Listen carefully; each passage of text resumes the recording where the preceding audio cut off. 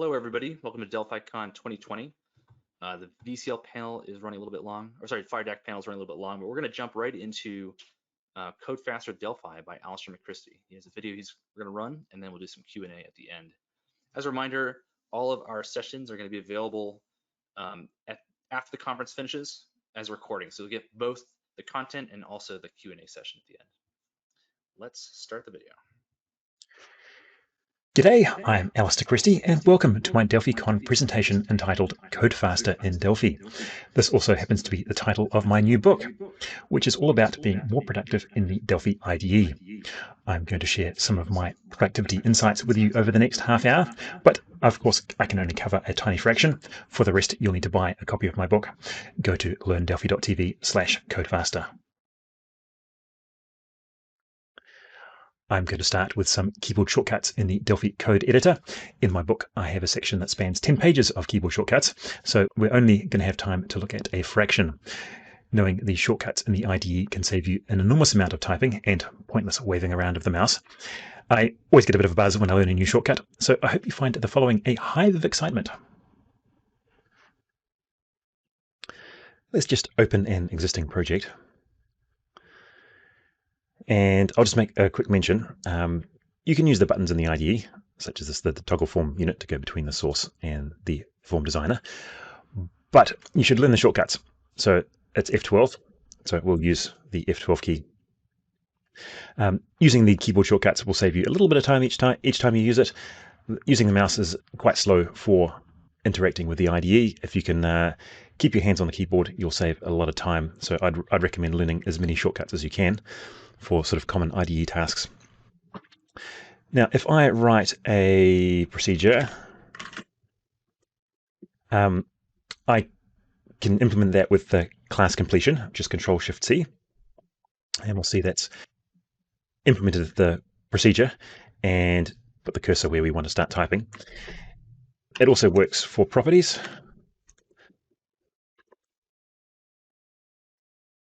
So let's do read FDX, and so we'll have a field and a setter. And I'll just press Control-Shift-C, and that's implemented that and even written the code for us and created, and I'll just go Control-Click on that, and we see it's put a field in automatically for us in the private section. So that's class completion. I use it every day. Another thing along similar lines is the synchronized prototypes.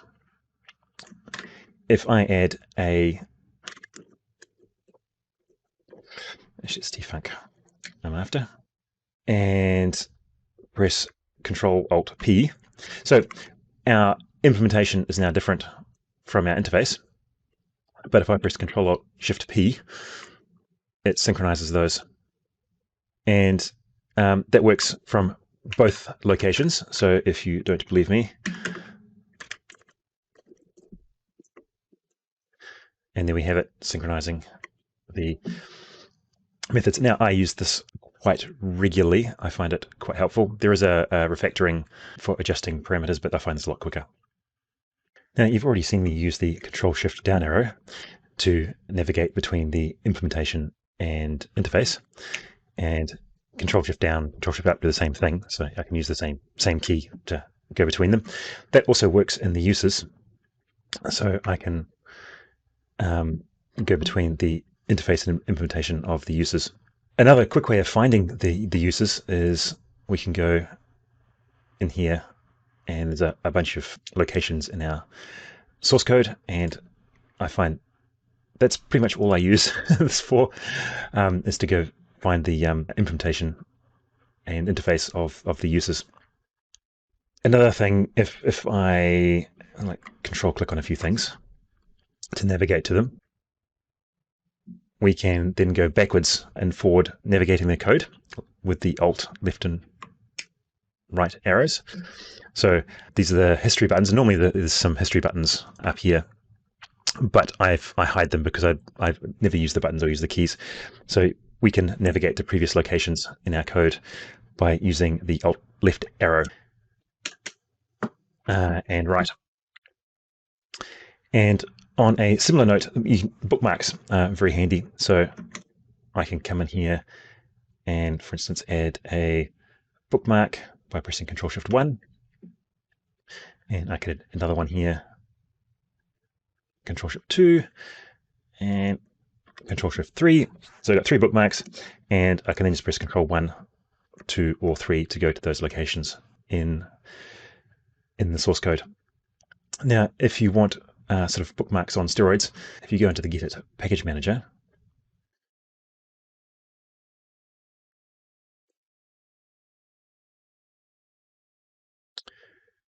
you can install the Bookmarks plugin, which adds a bunch of additional features, including just being able to press Control-B to install a bookmark. I mentioned earlier about disabling the navigation buttons, these browser buttons, and you can enable and disable any of the groups of buttons that you like. And by default, they actually are on a separate line, but if you shove them all up onto the same line as the menu bar, you get a little bit of extra space for source code, which is good. And disable that. Now, also, you can customize the buttons that are visible. For instance, I've added this toggle language exceptions or notifications, and you can go in, and if you just go find what button you want, let's go find references, for instance, and throw that somewhere. You'll see there's a little, it swaps to a little between a cross and a plus, so we can add that button to our group here, and to remove it, we just drag it off. So I'd actually encourage you to remove any buttons that you don't actually use very often. And of course, you want to be using the keyboard shortcuts. I still have the run button here because the Camtasia defaults to F9 being start screen recording. And so I kind of leave the run buttons there. But otherwise, I just use the keyboard shortcuts. Let's do a few more keyboard shortcuts. And if we have, say, for cell mine, and we want to group these ones together, we could put, traditionally, we could do bracket there and then navigate to here and do the bracket. Or if I just select the code I want to have the brackets around, I can just press the left open bracket and it will automatically put the right open bracket around the where we want it. The other shortcut I'll mention is Control-W. So that progressively selects wider and wider scope, and I could, then use our smart surround like so, although still require a little bit of editing. Now the smart surround works with the curly bracket as well, so I could set that as a comment, although it does do funny things with the formatting, but that's okay. I would use the Control/ typically to comment out a block of code. And of course it works with brackets too. If I highlight something at random, we can add square brackets around it.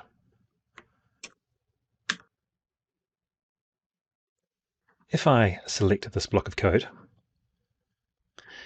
and release the mouse, I can adjust the end of the selection with the holding down the shift and pressing down arrow or left and right and what have you. But if I actually wanted the begin at the top as well, I'd have to sort of reselect and then sort of reaching for the mouse, and it's all quite slow. But if I press Control QB, that moves the cursor to the beginning of the block, and I can then change the selection of the code. And likewise, I can go Control QK to go to the end of the block selection, and so on. Carry on with the selection theme. Holding down the Shift key while we navigate allows us to select a chunk of code. But if I also hold down the Alt key, so Alt Shift, and navigate, we can select a block of code. And for instance, I can delete that. I find this useful. Quite often I'll have a number of lines of code that are a single character out of sort of incorrect indentation. And sometimes the block selection gets toggled on. You can actually change the toggle by going Control OK, and it goes us back to regular selection.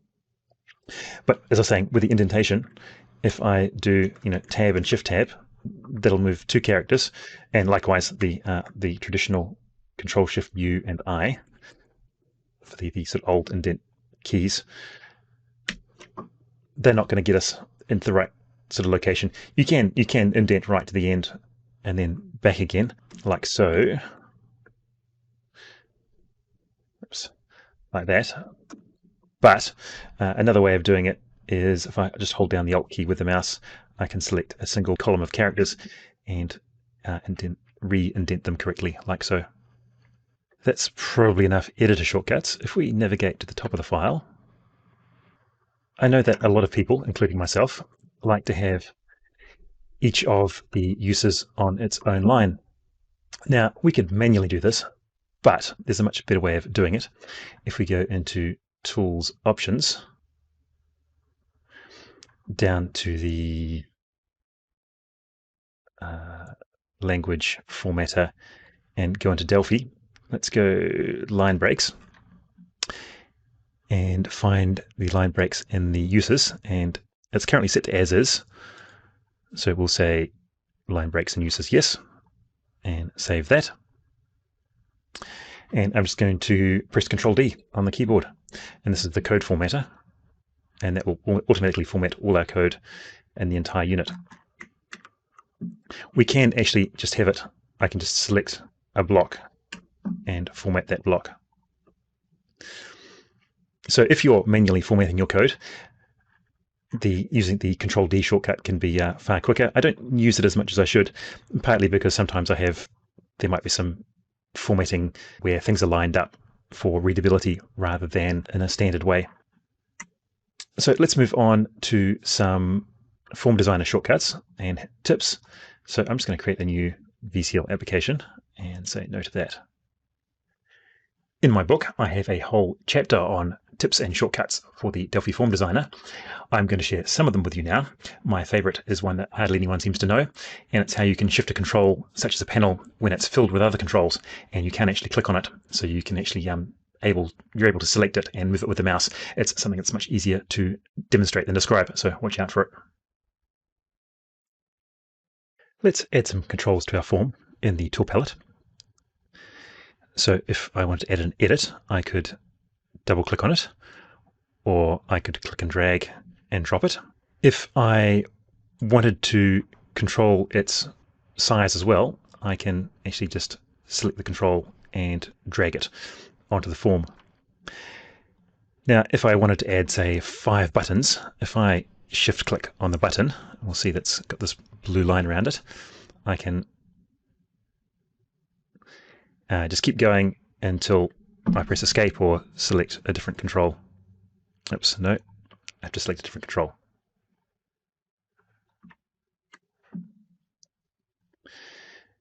But typically, I'll often use the Control-Alt-P shortcut and just type in the control I want.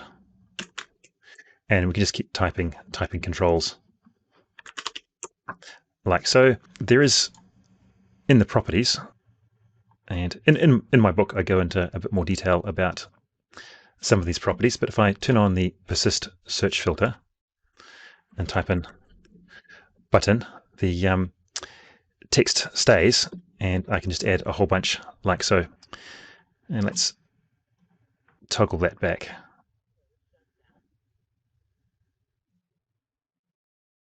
A really common task is to clear the text in a edit box, and we can do that just by going down and deleting the property.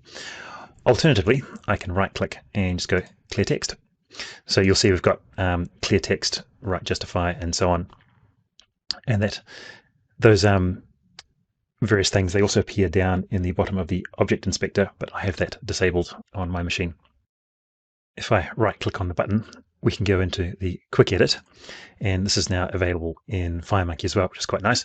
And we can adjust the name and caption, and also say the alignment. I can set that align to top, and if I make it a bit bigger, and let's go quick edit, align left.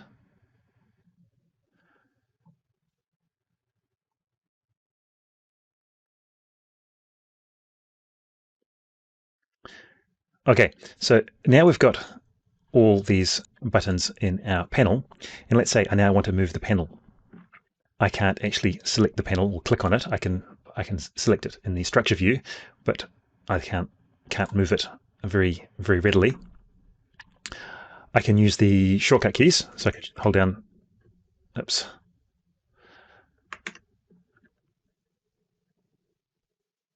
and I can use the shift arrows to resize and control to move around. But that's pretty slow.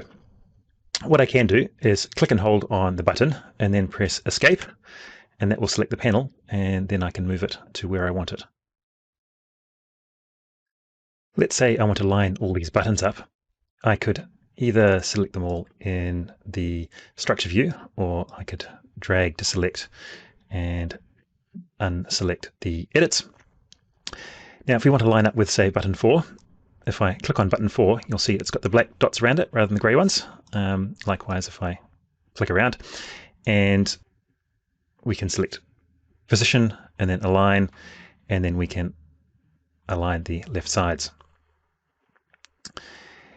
And we could also space them equally vertically. Oh, and we also had a label there which we didn't want.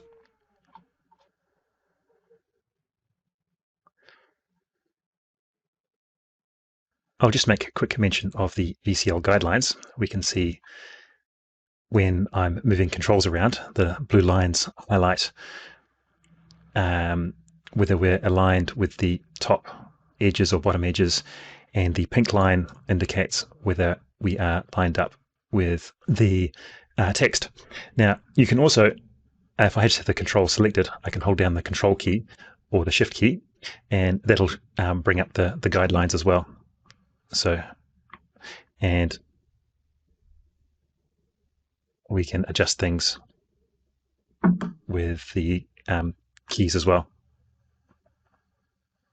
If I had wanted, say, this button 1 to be part of on this panel, I could press Control X and then Control V to put it on there, or we can use the structure view and I can drag and drop it between the various containers. So it's now on the form, but I can drag and drop it onto the panel as well. Sometimes you might put the wrong control on a form, but only realize later, or you want to change the type of control. And for instance, this T button, let's say we actually wanted a speed button on the form. So this is a button 10, so I'll just copy that to the clipboard. And normally I press Alt F12 to view the source, but that seems to have become broken in Delphi 10.4, but we can right click and go View as Text and find our button 10 and make it a speed button. And then Alt F12 should go back, and even says it should, but we'll have to do it manually. Now, speed buttons don't have a tab order property because they can't get focus, so it's going to give us an error, and we just go ignore.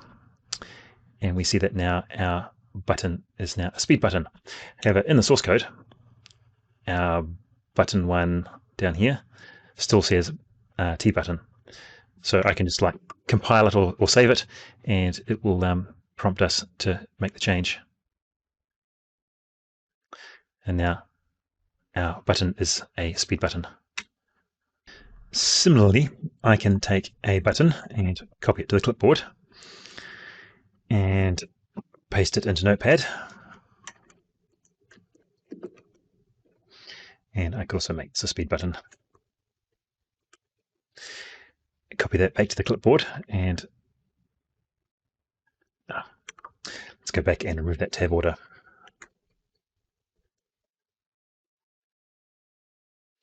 And then we have 3 speed buttons. One last tip for the form designer. If I highlight these buttons, and we can come in here into the search box for the object inspector and type in caption. I'll press enter, and we can update the caption. And if we have multiple things in the object inspector, I can just press enter and then use the up and down arrow to select the one I want. In this next section, I want to take a look at improving some legacy code by taking advantage of additions to the RTL and some new language features. I have here a very simple application that lists files in the C temp folder. So we're just using find first and find next to iterate through all the file names. And we're just grabbing files, but not directories. So if we go ahead and run that, we see that it does indeed do what we expect. And I've got lots of old files, some of which are possibly decades old, in my temp folder. But this is kind of old school, and we could probably improve it somewhat.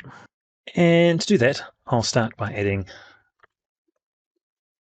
system.io utils to our uses. And we can use tdirectory.getFiles and specify the temp folder. And we could specify the star.star in the search pattern, but it does star.star by default, so that's fine. And we'll need a file names variable. I just need to remove the system from that. And then we can iterate over those file names.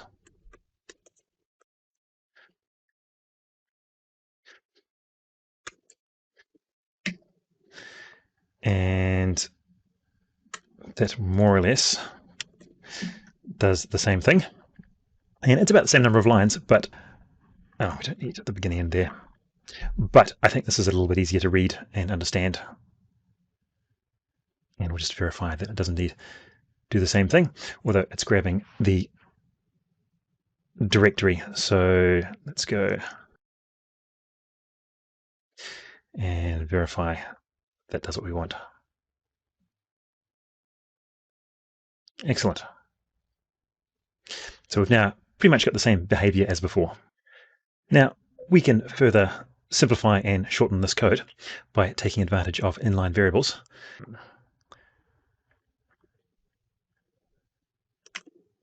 Go var and like so, and then we no longer need that, and I'll just check that that compiles. Indeed it does, and we can run that and confirm that it still does exactly as before.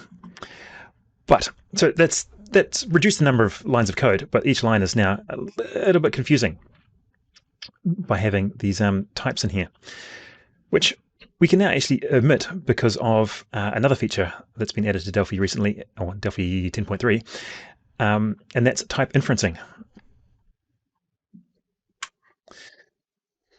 So we've now removed the types, and it's automatically determined by the compiler because we're returning a value from a function, and so the compiler can tell that that should be a t-array of strings, and likewise this should be a string. And we can validate that, still works, and works exactly as before. Now, personally, I think this is more concise and easier to read than the previous code. It also has the advantage of the fact that this file name variable is only accessible in this for loop. So if I try to go something like this, we'll see that this is not in the scope of the procedure, only the for loop. So it can help with making variables only available where you actually need to use them.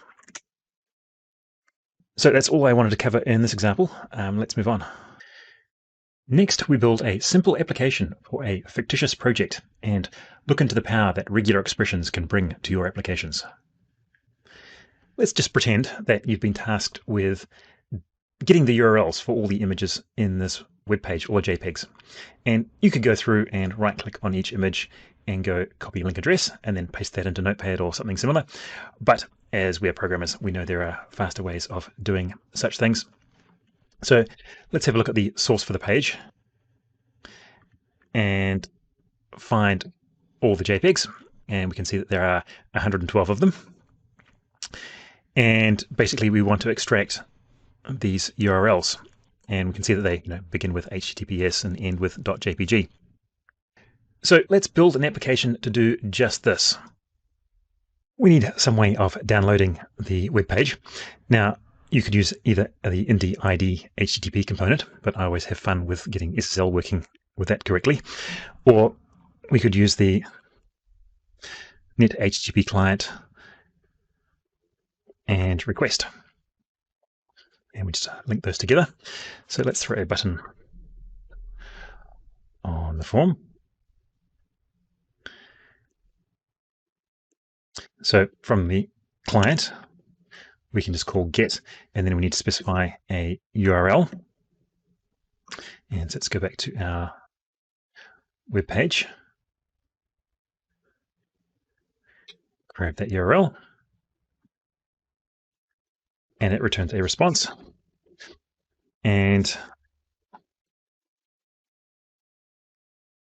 we can grab the content as string and throw it into the web text. Now, we'll also just update our GUI and we'll throw a list box in there and make that nice and big. We're now going to want to parse this variable.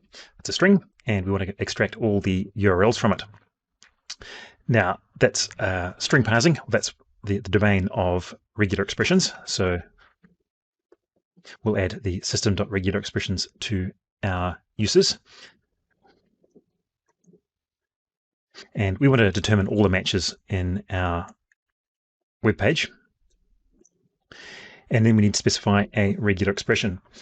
And we pretty much know it's going to begin with https:// and it's going to end in .jpg. Now, dot is a special character, so we need to escape it.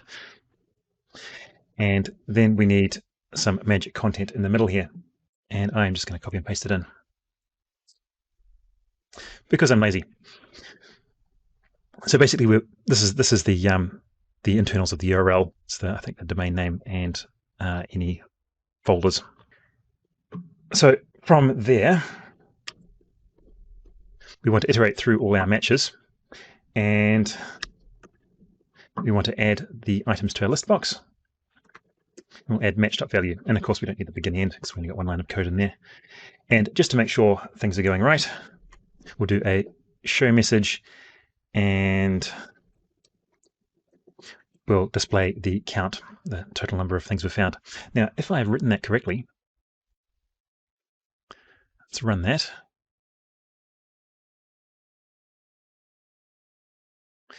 And there's all our URLs, and it says we've got 112. And quickly scroll through those. And if we go back to our web page, we see that we did indeed have 112.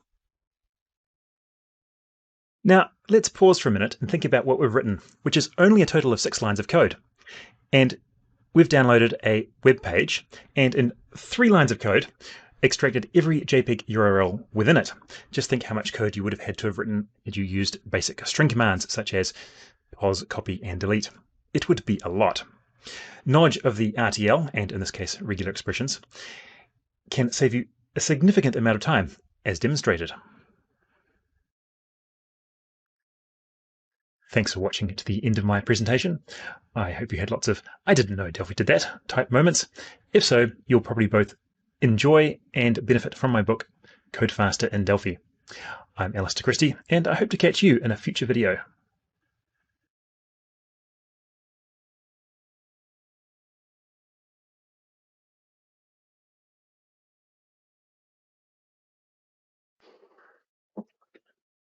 Okay, can you hear me? Hey, okay. Sorry, I was muted. Thanks, Alistair, for the great video showing us lots of good shortcuts and ways to maximize the power of the IDE. We have a bunch of questions in the questions section that we'll walk through, and I'll sort of try to group them up a little bit. Okay. So starting off, people were really impressed with your presentation. What tools do you use to create the videos, and how do you put like the keyboard shortcuts on? Okay, so I use a product called Camtasia, which is from TechSmith, and it does the screen recordings. And part of the screen recordings, it records mouse position and what keys you're typing. And there's a little thing that you can go and add all the keyboard shortcuts that you've used. So it's just part of the Camtasia application. Nice. And then of course the green screen behind you really helps, I think. Yes. Yeah. I can sort of grab my webcam and so it's kind of pinned up to the wall there. So you showed us how to format the uses section. Does that type of formatting just apply to uses, or can you apply that? No, it's the entire source code. So you can just highlight a section of code, like a single method that you want to reformat, and press Control D, and that will reformat that. Or you can do the entire file. In fact, I think there's a whole an option in the projects menu to do your entire project, and you would have seen them going into the tools options, the languages, formatter, Delphi, I think was the location of it. You can specify a huge number of parameters to adjust how you want the source code formatted. I've worked on projects that have had very strange formatting, such as using 3 spaces rather than 2 spaces and stuff like that, which is I found after using 2 spaces for years and years, having to press the space bar 3 times was it drove me insane. But I don't know if you can hear me now. It looks like, okay. Yes. I was actually talking to somebody that had exactly that, 3 spaces to 2 spaces. And I'm like, what? Oh, really? Why in the world? And they said that there was a debate between 2 spaces and 4 spaces, which those are 2 logical choices to me. And they said, let's split the difference and make it 3. And I'm like, no, that's worse. Yes, compromise is often you get something that no one wants. And I think it's insane. I think people should stick with the standard formatting that like the VCL is based on, just for the fact that most people use it. And if you're hiring another developer, you're not going to drive them insane, or away for that matter. There's nothing that says you should keep doing it some way if it's not the right way, but just to change for change's sake is usually not the right answer. Yeah, I think for the project I was working on with the 3 spaces, they kind of wanted to stick with it because there's hundreds of thousands of lines of code, and they didn't want to go reformatting it all and messing up their version control, sort of having this big change. So it makes it harder to track the using blame and stuff like that to see who made changes. Great. In a similar note, somebody asked if you can use the automatic format on save. Is there a way to hook it up to the save button, or make sure that the program will reformat every time consistently? I think so. I don't think you can do it on save, but I think there is a command line version. I'm not sure about that, but if so, you could run that as a in the pre-processing for your version control check-in to enforce the code formatting. That's the same thing I thought I was having, and I can't remember if there is a command line version or not, or if it's a third-party tool, that the command line version of the formatter. But there is one out there. A number of people said they just went out and bought your book, or it's on their Christmas list. So I recommend that. Yeah, it's hard to make much money from writing Delphi books. I could probably do better if I wrote something in Java or something like that, with a much wider audience. Well, the problem with Java is there is a bazillion Java so many other books. Yeah, it has to be a good book. The flip side of that. Bruce says there is a command line version of the formatter. Pretty sure there was. Yeah. Does your book have a minimum Delphi version that is recommended? And by the way, sorry I came in late. The last session ran way over. Yeah. I was watching it and I had to jump out to make sure. I was actually I was looking at the questions, and the questions didn't seem to appear until the video ended. So I'm not quite sure what happened there. Otherwise, I would have been typing away. Oh, it may have been that. So you by default you're a panelist instead of an organizer, and we have to promote you, and so that might have been what Oh, happened. okay. But that's fine. Anyway, minimum Yes. version of Delphi for your Uh, book. yeah. So a lot of the shortcuts will run in very old versions of Delphi. So even if you're like running Delphi 7 and stuff like that, but a lot of the newer stuff, such as multi-paste and what have you, you're probably needing probably like XE8 or something like that or later. So the book is geared towards newer versions of Delphi, but there's still quite a lot of content in there that's relevant, that goes way back. And some of I've got using some third-party plugins and things like that, such as CNPack and GExperts and what have you, and they work in lots of different versions of Delphi. So actually, the next question I was going to ask you is CMPick, GExperts, and if there are other IDE add-ins that you recommend, or what is your opinion on those two, and are there others you recommend? So usually it gets pretty confusing if you have more than one installed, because they tend to stamp all over each other's keyboard shortcuts and some of the default Delphi ones as well. Historically, I've quite liked using CN Wizards or CNPack. I found that quite good. And I did purchase a version of Model Maker Code Explorer and used it with, I think I was using it with Delphi 7, and I got quite reasonable at using that, and that's a very powerful tool, which is now free. Yeah, that's a good one too. I was in the same boat. I was using that. I paid for it, and then I like didn't pay for the new version, and I was like, I kept thinking I should buy it, and now it's free, and I'm like, oh my goodness, that's such a useful one. Indeed. Yes, so to see a favorite keyboard. I'd recommend a mechanical keyboard for typing. The sort of traditional membrane keyboards you get, $10 keyboards, not really geared towards typing. Even some of the higher end keyboards from Logitech and Microsoft that aren't mechanical. I'd recommend spending the extra and getting a mechanical, even buying a secondhand one on eBay or something like that. You can probably get one fairly cheap. And there are some Chinese ones you can get as well that are quite good. Yeah. I actually just had to upgrade to a split mechanical keyboard, and the one I got was a little expensive, but it's still really nice keyboard. It was $140, which just seems like a lot for a keyboard, but because it is mechanical, which I had to and have. you're spending all day in front of it, right? So Yeah. these things are worth spending money on to just make your life more pleasant. I very much prefer typing on a mechanical keyboard. And yeah, I mean, there's such a variety of that. You go, there's these online debates about which key switches are the best to use.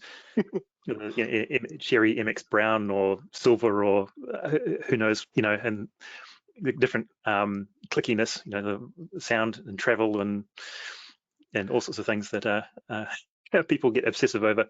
But I just pick, find yourself a reasonably priced mechanical keyboard and go for that. I think the MX Brown are the good compromise between if you're doing any gaming or typing. Yeah, my last keyboard was MX Brown, but my new one, it was a DAS keyboard, DAS, but my new one is a Kinesis Freestyle Pro, and it has Cherry MX Red Silent, and it is quieter than the Browns were, which is the reason I got the Browns is because they're supposed to be quiet. So I actually really like this one.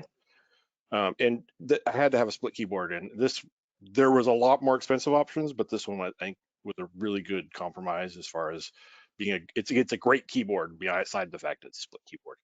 So if you are looking for a good ergonomic keyboard,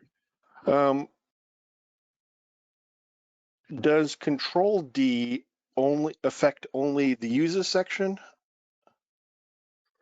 It'll either affect the entire file or just the code you've got selected. Okay.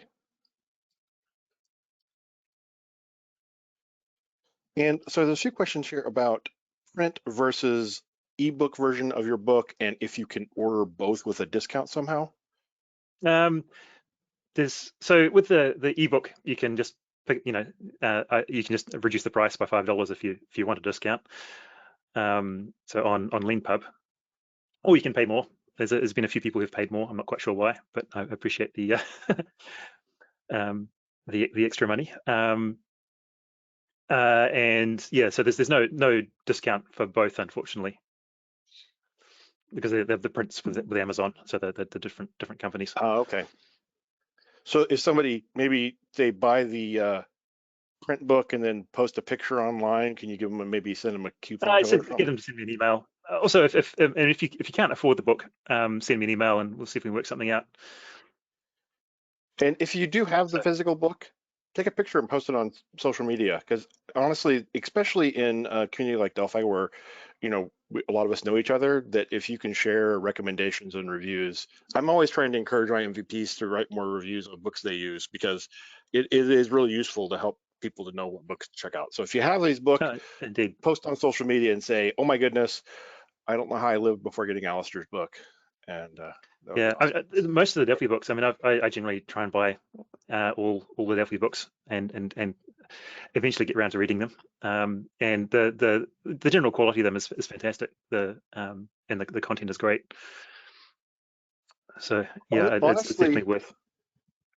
Yeah, I'm in the same boat. I try to buy all of them, and I used to be really stingy about the books I bought. And I was working with this guy, and he's like, said, I'm of the opinion that if you buy a book and if you use one thing out of it, you've paid for the book. It's one of those things. Yeah. You don't have to read the whole book. If you pick it up and read a paragraph or a few pages and it's useful to you, then you just paid for the book. Indeed. I mean, reading a book is expensive if you look at, if you're working, getting paid by the hour, and you spend 10 hours reading a book or something, that could be $1,000 worth of income you've lost out on, or something like that. So there's definitely a compromise to be made in that aspect. So but I enjoy reading the Delphi books, so I do them in my spare time anyway. So Yep, it can be a good taking a break. It's one of those things that when you're like, this isn't working, go read a book for a bit and then come back. Even if what you're reading isn't going to be applicable specifically, it can still help you change your brain. yeah, indeed. So you mentioned you prefer CMPack. What about GExperts? Is it okay? They're both excellent.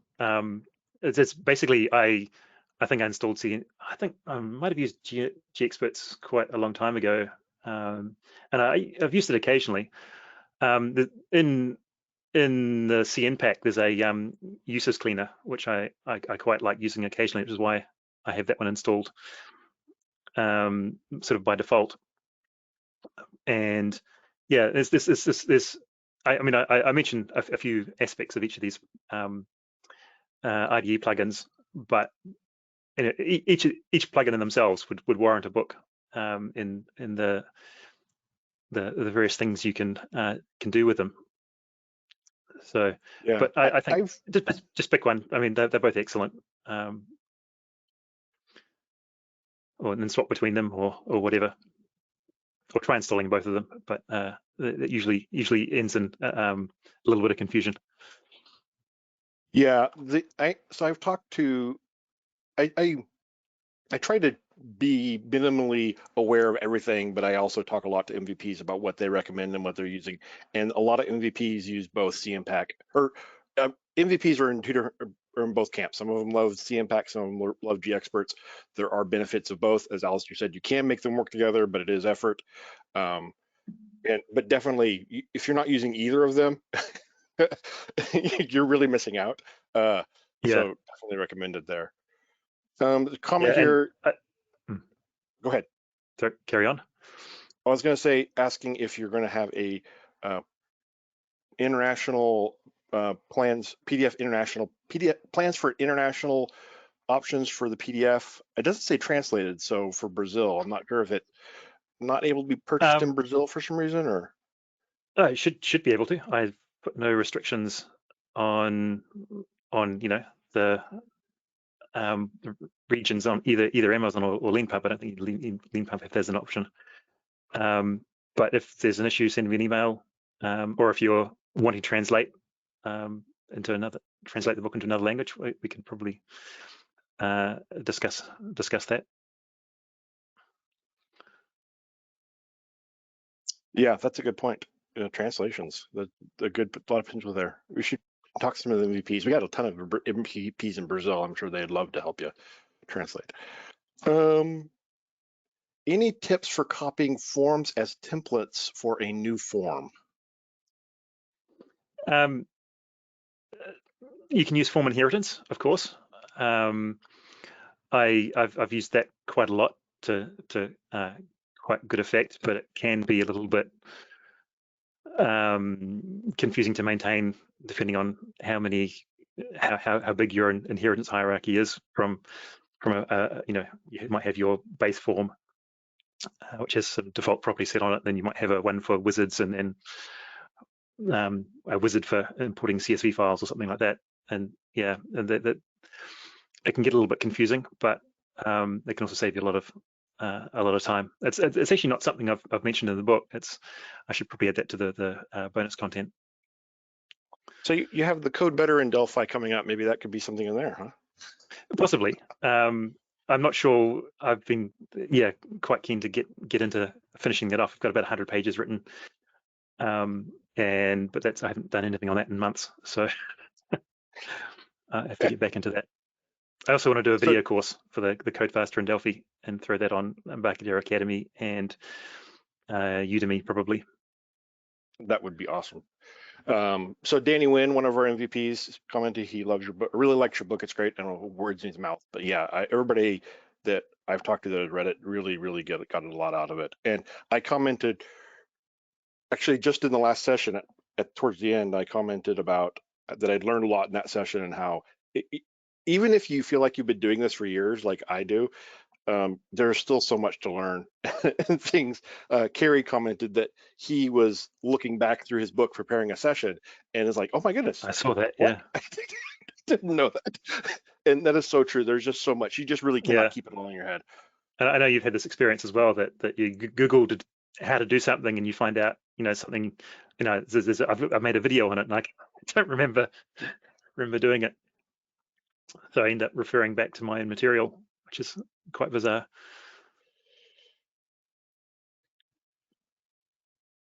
Gary Shelton said he preferred font color scheme. It varies. So I'm often using the light theme because it records better in Camtasia. But in many ways, the dark themes, having a dark theme is nicer or easier on the eyes, particularly if you're kind of a working late into the night kind of person, which I'm not. But and avoiding blues because they're harder to focus on, and there's something about having the blue light is supposedly triggers your brain to think it's daytime, so it makes it harder for you to go to sleep after you've been working.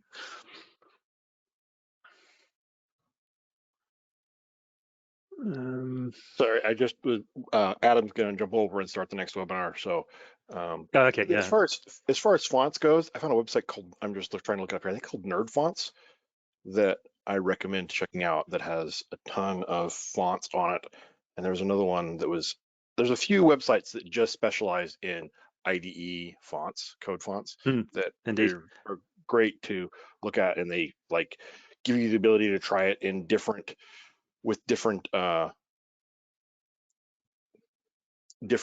coding or colors, code schemes and stuff like that. So anyway, yeah, is it Rodrigo Raz? It's got an IDE color, Delphi theme. What's it called? Basically allows you to pick your IDE colors from a predefined list, and that's quite good to play around with if you're wanting to experiment. And in terms of the font I use, I generally use Consolus because it's on every machine, and I don't particularly like the Courier New font for coding. We had a conversation. Someone asked the other day in one of the VP groups suggested, oh, why doesn't the IDE change away from this font to this font, and it was amazing how people were like, no, I like it just the way it is, and other people were like, no, please change. It is not an easy answer. It's definitely a preference. Yeah, you start talking about configuring development environments, and you just end up with a religious war. That's people have very strong opinions about fonts and colors and layouts and all that kind of thing.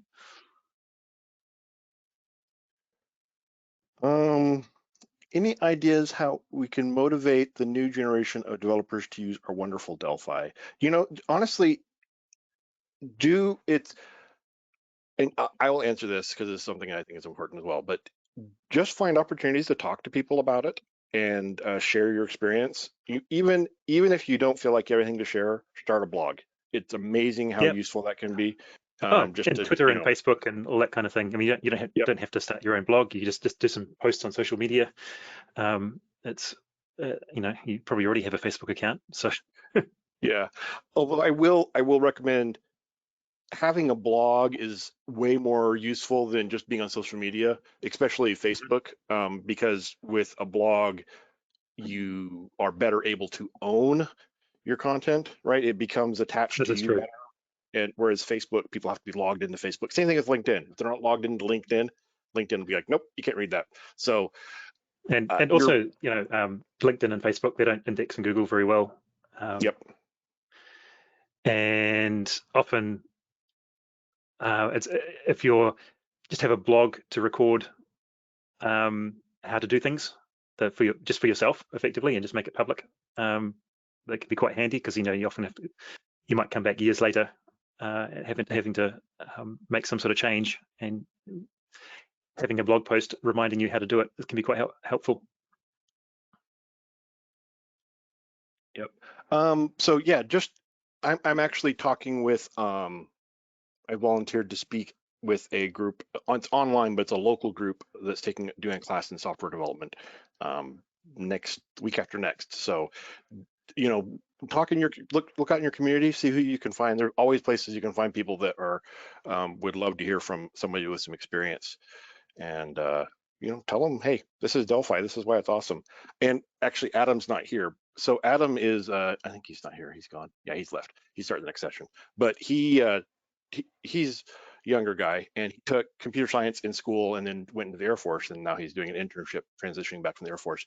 And in school, he's like, hey, I want to make a Windows application. They're like, oh no, it's okay, you'll do that later. And he's like, was frustrated because he's like, I want to do something that's useful besides all these console applications. And so I'm like, well, here, let me show you how to use Delphi and C++ Builder. And he was like, oh my goodness, this is amazing. And he's deploying apps to his Android phone on his Windows device and just all over the place. And he's like, I spent 4 years in school, they never got to this.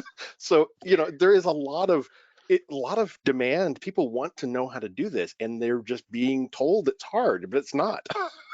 Yeah, Delphi, the effort to get like a basic application running is really small, and just about you can plug in your Android phone and say deploy to Android and go for it. It's really good in that respect. And yeah, I'm quite a fan of Delphi's how quickly you can get an application written. I mean, you saw in that video that just the downloading all the JPEG strings in a web page is quite trivial. It doesn't require many lines of code, so long as familiar with in this case regular expressions and the RTL. It becomes a trivial exercise. So there's a comment here about learning the alt left and alt right, not political, but just the keyboard shortcuts, was very useful because the back and forward button disappeared from the IDE and wouldn't know how to get them back. And that's just, you should be able to right click on the toolbar and select browser, I think is what it is. Yeah, the browser, yeah. Yeah, and that should bring them back. Or maybe it's possible it's off the screen someplace. I don't know, but that would be probably the first place. Definitely. Every time you reach for the mouse to go for some menu item or something like that, take note of the keyboard shortcut and then use that instead. Yes. And then eventually you'll just be using the keyboard shortcuts, because reaching for the mouse is such a productivity killer. And I know I do it too often, where I could, just often, clicking OK on a dialog box or something like that, I could just press enter or spacebar or something. But yeah. Are you aware of any print on demand places where someone might be able to get your book printed locally without having to pay for customs and freight? I know that, so I think FedEx and UPS is probably international, but I don't know. It's going to depend on country to country probably. Yeah, you might just be able to go. I mean, if you're happy with like spiral binding or something like that, you could probably just go to any print shop, I would imagine, and get it printed. That's true. I have no problem with you doing that, so long as you're just doing it for one copy for yourself from the electronic version. I think I love having books, but they're not very environmental. This effectively chopping down trees to make them, and then you're shipping them halfway around the world using fuel and resources and stuff like that. So I think print on, in terms of books, print on demand's an improvement, but it's I think things are not quite there for reading ebooks as easily as a physical book, or feeling as comfortable with I have a Kindle and an iPad and stuff like that, but I still much prefer reading from a physical book. Although I do most of my reading from electronically these days. Yeah. I would love to use regex more, but the problem I always found with using regex is very cryptic, and sometimes trying to work out how to write an expression correctly can take longer than very cryptic. Yeah. That is so true. There are a few good resources that I have bookmarked that I use, and I can't remember what they are offhand, and I can't bring it up. Yeah, so I think it's regex101.com or something like that, and a few others that you can test out your regular expressions on. And often, I mean, the regular expression I used, I basically just Googled it and found one that was similar, and I had to only modify slightly to get it to what I want. I'm certainly not an expert with regular expressions. I definitely would like to become more expert with them, because they're incredibly powerful. If you're doing any kind of string manipulation, they much easier than writing raw Delphi code, and probably a lot faster as well. Just, they're optimized. Yeah, I would suggest you find a good few resources you like to use, and then practice, and you'll get better at it. But then also, and I've made the same mistake where I've spent way too long on trying it. It's like, dang it, I should have just done this the long way. So you gotta kind of just pay attention to how much time you're going and say, okay, I'm just gonna get this done, because shipping is a feature. Yeah, I mean, in the long run, you're going to be slower learning how to use regular expressions initially, but once you've got a few under your belt, they become easier to understand.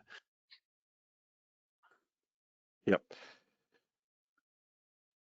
Do you happen to know if there's a way to have double click and drag selection in the IDE work like other places of Windows? For example, if you double click a word and keep the mouse button pressed, you can drag to select text one word at a time. I'm not aware of that shortcut in terms of I suppose you could create an issue on quality.embarcadero.com and see if you can get that implemented. But no, I'm not aware of that. That's an interesting thing. I'd use hold down the control key, so Control Shift and the arrow keys to select by word. So I select a whole word at a time. Yep. Again, use the arrow keys, or not use the keyboard. Okay. Let's see. Regex Buddy is written in Delphi. Yes, the Regex Buddy is great. Yes, it is. It's written by. He's written it. Oh, is it? Hang on. I have to Google it.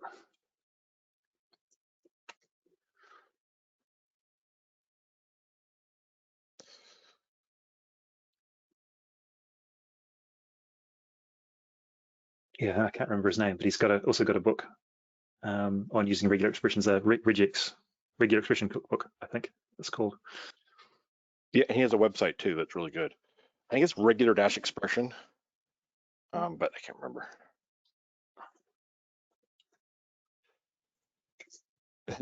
So Bruce, that was exactly my thought. Regarding regex, when you have a problem and go to use regex, then now you have two problems. Yeah.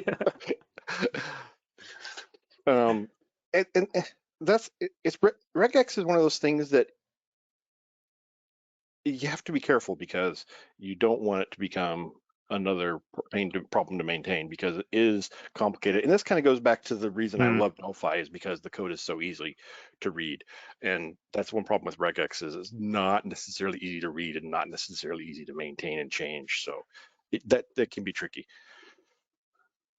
Yeah, I mean, it is a whole other language to learn. So yep, that's I ran into somebody that was using some programming language. I think it was called APL or something, that was like just this cryptic symbols thing. And I'm like, this is a good language to use? He's like, oh yeah, I love it. I'm like, yeah. I suppose in terms of like mathematical stuff, sort of some symbolic type stuff is quite good. But yeah. If you're into just kind of love programming, there's a webinar or a talk called The Art of Code that was given at NDC earlier this year, right before lockdown. I highly recommend it. He gets into a lot of esoteric programming languages and even made his own called Rockstar. The idea being anybody can go out and learn Rockstar and become a Rockstar developer. So I highly recommend that talk. If I can find it here, I'll put it in here. I think that's it for the questions. Do you see any questions that I haven't answered?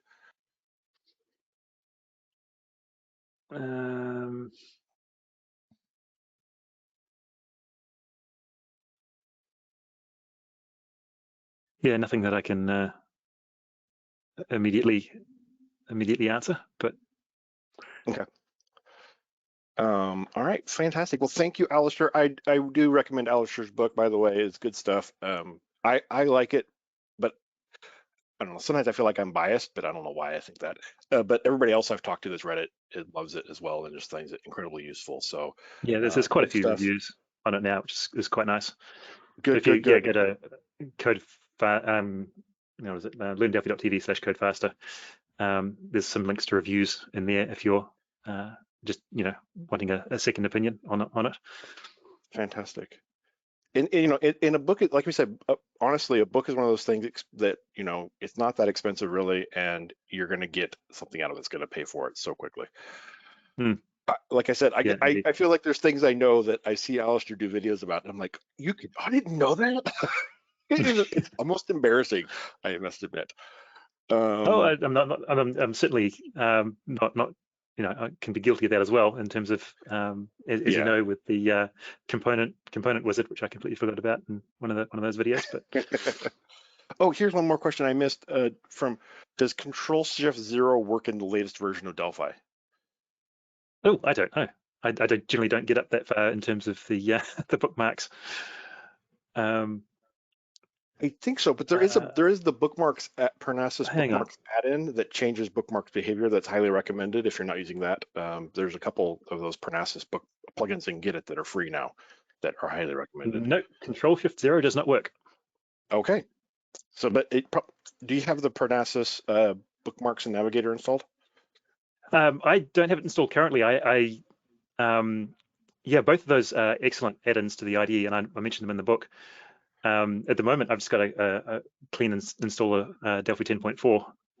I try not to have too much, when making videos, which is kind of what I've mostly been doing lately. Yeah, I'm the same way. It's frustrating sometimes. Have too much installed, so which is kind of annoying, because I miss out on, there's so shortcuts and things that I do automatically that are just not there because I don't have them installed. Yeah. Okay. Well, thank you so much, Alistair, and thanks for everybody else for joining us. And we have the upgrade and migration webinar going on now. Oh, Kristen just posted it. The link to the Art of Code, Dalen Beatty. Yes, Beatty.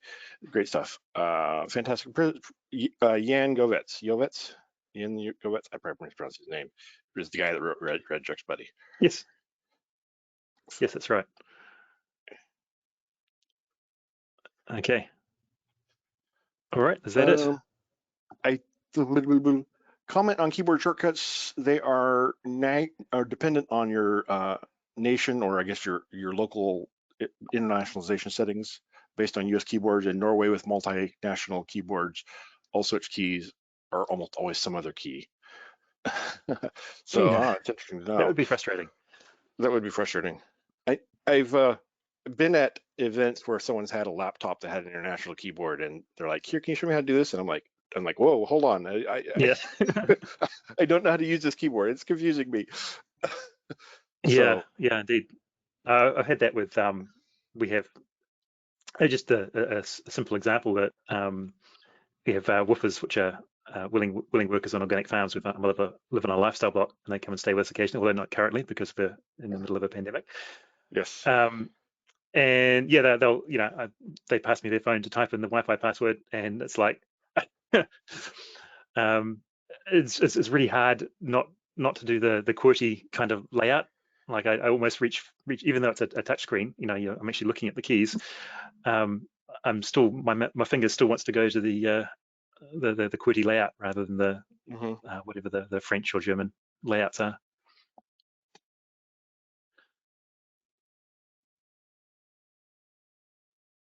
There is, so the quick comment here about the Tools API being more documented. We're actually working on a project to do exactly that and to build some libraries to get people started with that. So stay tuned. Yeah, I think it's actually publicly accessible now. Yeah, I have a small section in my book, and there's a couple of links that there are a couple of articles that have quite in-depth discussion of the Open Tools API, which it would be worth reading. Let's see if I can find. So while you're looking that up, Mark said that he likes both print and digital. Sometimes he likes to have it on the second screen. Other times he just likes the feel of a physical book. I agree. And then he comments, P.S. I'm old. So I will tell you, Mark, my kids do not like ebooks. I bought them all ebook readers a few years ago because I wanted to encourage them to read, and they just, nope, it's got to be a physical book. And now they've all got smartphones and tablets, but nope, their reading is all physical books. Okay. I'm trying to find that.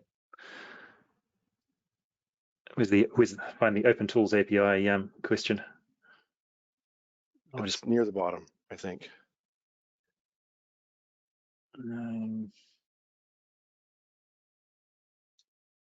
It was right at the top of the hour, right at 1 o'clock my time. So I'll just paste it into the general chat. Yep, that works. Oh, it didn't work.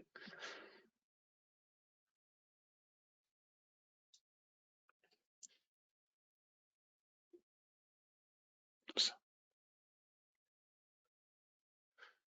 So there's two articles there. So he's commented that says, notice the project on the GitHub that MVPs are working on. So you can do pull request. It is invite only for contributing, but you can always do a pull request on GitHub, and then someone can review it and potentially add it. And potentially we can add you as well if you want to be Alessandro. So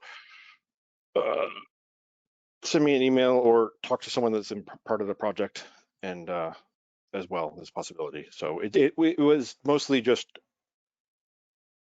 yeah, we weren't trying to exclude people, but just didn't want to include everybody with right access.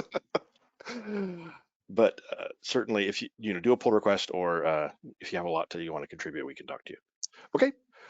All right, let's go ahead and wrap up before we get more questions. Thank you so much, Alistair, and for all you do, and for the book, and thank you everybody for joining us, and we are all looking forward to your Code Better book. Yes, indeed. Me too. Okay, great. Catch you all later. Yep, bye-bye.